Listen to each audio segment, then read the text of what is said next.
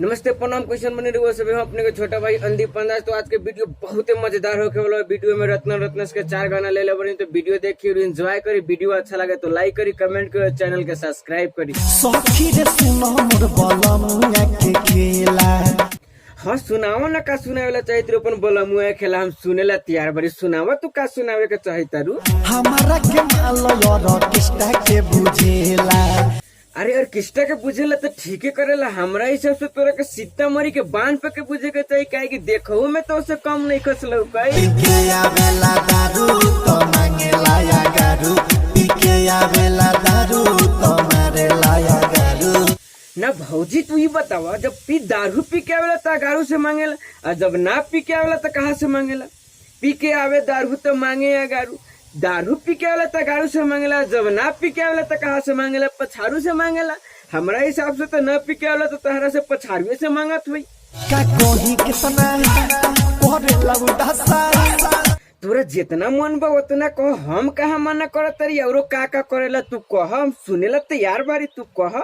तो चुएला लहंगा से लासा, रे लहंगा से लाशा केंती चुए लगल। तेका दिन पहले तो बुलेटवा के लहंगा से माल चुअत रहे, अब लहंगा से लसो चुए लगल। रोज रतिया के हमर लागे जीव डहारे हे, रोज रतिया के हमर लागे जीव डहारे हे। ए काहेला तोहर रतिया के जीव डरे? कुछ आगे बतेबे तब तो पता चली। कुछ आगे बताओ कि तोहर रतिया में काहेला रोज जीव डरेला, कुछ आगहू तो बताओ। खोरे खोरे भातार लागे करे, ये सखी खोरे खोरे सैया जी लागे करे। जा एहिले तोहर जीव डरैता, खरे खरे भातार लागल करे। रे खरे खरे ओकरा लेबल मिलत हुई तो सूत के कल जरूरी बा।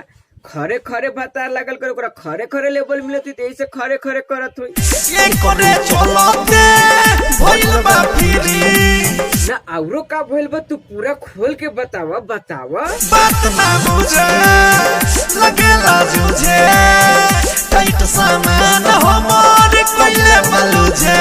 अच्छा जाए तो खरे खरी करके लूज कर दल तो ठीके नु बा। आखिर एक न एक दिन तो लूज होबे करे, तो जाए तो आखिर उहे नु बिना कटिया वाला बरारी खियावेला। जब से यादवा दले हो मम्मी जी, तो तू आगे बोलना, आगे का कहे के चाहिए तेरे? जब से यारवा तो मिस दिलवा, तू आगे बोल, आगे का कहे के चाहिए तेरे? कि मोड़ा बढ़ गइल भीतरी के चीज रे सखी दोनों झूले झूले, झूला में रोटी फूले, झूले झूले झूला में रोटी फूले। ना भाई लोग अभी यार से मिजवाई तो बढ़ी ना कि झूली ना कि रोटी लेकिन फूली ना।